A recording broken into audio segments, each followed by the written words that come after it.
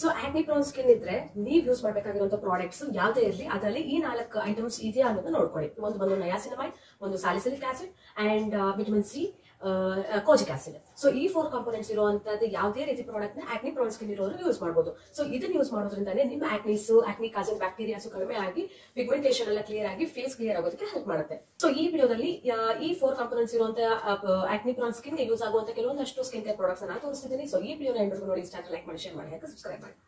Hello ಎಲ್ರಿಗೂ, welcome back to my channel. ನೀವೇನ ನನ್ನ ಚಾನಲ್ ಫಸ್ಟ್ ಟೈಮ್ ಮಾಡ್ತಿದ್ರೆ ದಯವಿಟ್ಟು ಸಬ್ಸ್ಕ್ರೈಬ್ ಮಾಡ್ಕೊಳ್ಳಿ. ಈ ವಿಡಿಯೋನಲ್ಲಿ ನಾನು ಆಕ್ನಿ ಪ್ರಾನ್ ಸ್ಕಿನ್ ಬಗ್ಗೆನೇ ಹೇಳ್ತಾ ಇದ್ದೀನಿ. ಅವ್ರು ಯೂಸ್ ಮಾಡಬೇಕಾಗಿರುವಂಥ ಪ್ರಾಡಕ್ಟ್ಸ್, ಯಾವ ಪ್ರಾಡಕ್ಟ್ನ ಯೂಸ್ ಮಾಡಿದ್ರೆ ನಮಗೆ ಆಕ್ನೀಸ್ ಕ್ಲಿಯರ್ ಆಗಿ ಫೇಸು ಕ್ಲಿಯರ್ ಆಗುತ್ತೆ ಅನ್ನೋದನ್ನ ಈ ವಿಡಿಯೋನಲ್ಲಿ ನಾನು ಹೇಳ್ತಿದ್ದೀನಿ.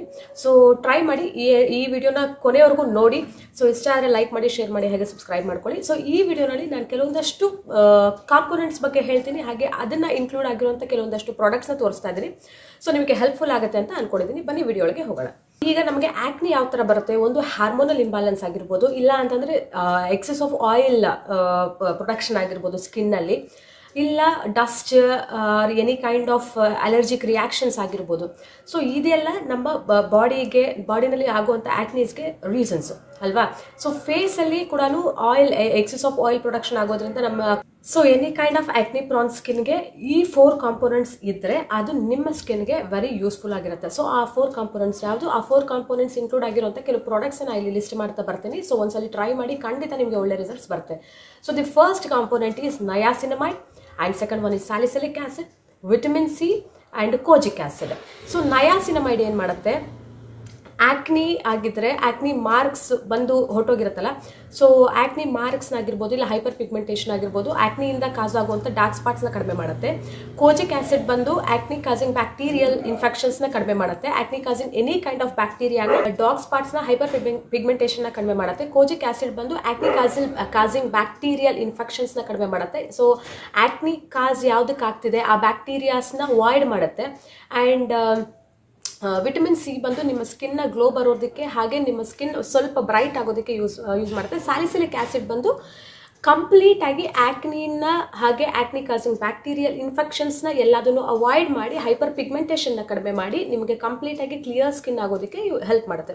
ಸೊ ಈ 4 ಕಾಂಪೋನೆಂಟ್ಸ್ ಇದೆಯಾ ಅನ್ನೋದನ್ನ ನೀವು ಪ್ರತಿಯೊಂದು ಪ್ರಾಡಕ್ಟಲ್ಲೂ ನೋಡಿ. ಸೊ 100% ನಿಮಗೆ ಯೂಸ್ ಆಗುತ್ತೆ. ಸೊ ಈಗ ನಾನು ಒಂದಷ್ಟು ಕೆಲವು ಪ್ರಾಡಕ್ಟ್ಸ್ನ ಹಾಕ್ತೀನಿ. ಒಂದು ಡರ್ಮಾಕೋ ಅವ್ರದ್ದು ನಯಾಸಿನಮೈಡ್ ಸಿರಮು. ಸೊ ಇದನ್ನು ನೀವು ಡೈಲಿ ಫೇಸ್ ವಾಶ್ ಆದಮೇಲೆ ಮಾರ್ನಿಂಗು ನೈಟು ಅಪ್ಲೈ ಮಾಡೋದ್ರಿಂದ 100% ನಿಮಗೆ ಆಕ್ನಿ ಸ್ಪಾಟ್ ಆಗಿರ್ಬೋದು, ಇಲ್ಲ ಆಕ್ನಿ ಆಗಿರ್ಬೋದು ಕಡಿಮೆ ಆಗುತ್ತೆ. ಸೊ ನಾವು ಫಸ್ಟ್ ಆಫ್ ಆಲ್ ಆಕ್ನಿ ಯಾವುದಕ್ಕೆ ಬರ್ತಿದೆ ಅನ್ನೋದನ್ನ ನೋಡಿಕೊಂಡ್ರೆ, ಇನ್ ಕೇಸ್ ಅದು ಹಾರ್ಮೋನಲ್ ಇಂಬ್ಯಾಲೆನ್ಸ್ ಇಂದ ಬರ್ತಿದ್ರೆ, ಇಲ್ಲ ಹಾರ್ಮೋನಲ್ ಪ್ರಾಬ್ಲಮ್ ಇಂದ ಬರ್ತಿದ್ರೆ ಅದ್ರ ಬಗ್ಗೆ ನೀವು ಕಾನ್ಸಂಟ್ರೇಟ್ ಮಾಡಿ. ಇಲ್ಲ any kind of skin infections, allergies ಆಗಿರ್ಬೋದು, ಇಲ್ಲ ಆಯಿಲ್ ಸೆಕ್ರೇಷನ್ ಆಗ್ತಾ ಇರೋದ್ರಿಂದ ಬರ್ತಿದೆ ಅನ್ನೋದಾದ್ರೆ ಸೊ ಈ ಪ್ರಾಡಕ್ಟ್ಸ್ ನಿಮಗೆ 100% ಯೂಸ್ ಆಗುತ್ತೆ.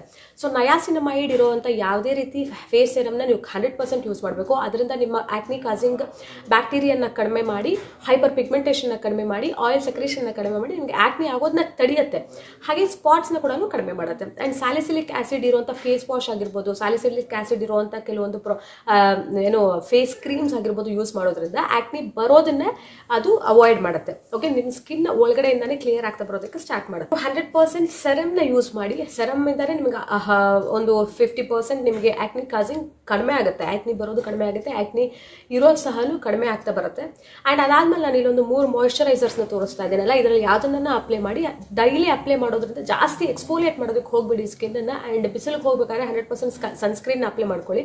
ಸೊ ಈ 3 ಮಾಯಿಶ್ಚರೈಸರ್ಸ್ನ ನೀವು ಬೆಳಗ್ಗೆ ಹಾಗೆ ನೈಟ್ ಟೈಮ್ಸ್ 2 ಟೈಮ್ಸ್ ಯೂಸ್ ಮಾಡೋದ್ರಿಂದ ನಿಮ್ಮ ಆಕ್ನಿ ಪ್ರಾಬ್ಲಮ್ ಒಂದು 50 to 60% ಕಡಿಮೆ ಆಗ್ತಾ ಬರುತ್ತೆ. ಇನ್ ಕೇಸ್ ಹಾರ್ಮೋನಲ್ ಪ್ರಾಬ್ಲಮ್ಸ್ ಇಂದ ಆಗ್ತಾ ಇದ್ರೆ ದಯವಿಟ್ಟು ಅದ್ರ ಬಗ್ಗೆ ಕಾನ್ಸಂಟ್ರೇಟ್ ಮಾಡಿ.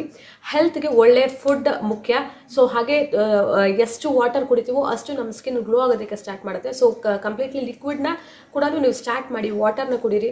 ಇದಿಷ್ಟು ನಿಮಗೆ ಹೆಲ್ಪ್ಫುಲ್ ಆಗುತ್ತೆ ಅಂತ ಅನ್ಕೊಂಡಿದ್ದೀನಿ. ಈ ಪ್ರಾಡಕ್ಟ್ಸ್ನ ಖಂಡಿತ ಯೂಸ್ ಮಾಡಿ.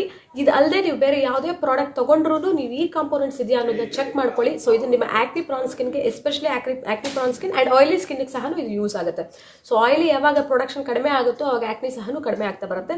ಸೊ ನೀವು ಟ್ರೈ ಮಾಡಿ, ಒನ್ಸ್ ನಿಮ್ಗೆ ಇಷ್ಟ ಆಗುತ್ತೆ ಅಂತ ಅನ್ಕೊಂಡಿದ್ದೀನಿ. ಇಷ್ಟ ಆಗಿರೋ ಲೈಕ್ ಮಾಡಿ, ಶೇರ್ ಮಾಡಿ, ಹಾಗೆ ಸಬ್ಸ್ಕ್ರೈಬ್ ಮಾಡಿ. ಮತ್ತೆ ಇನ್ನೊಂದು ವಿಡಿಯೋನಲ್ಲಿ ಸಿಗ್ತೀನಿ. ಅಂಟಿಲ್ ದೆನ್ ಬಾಯ್.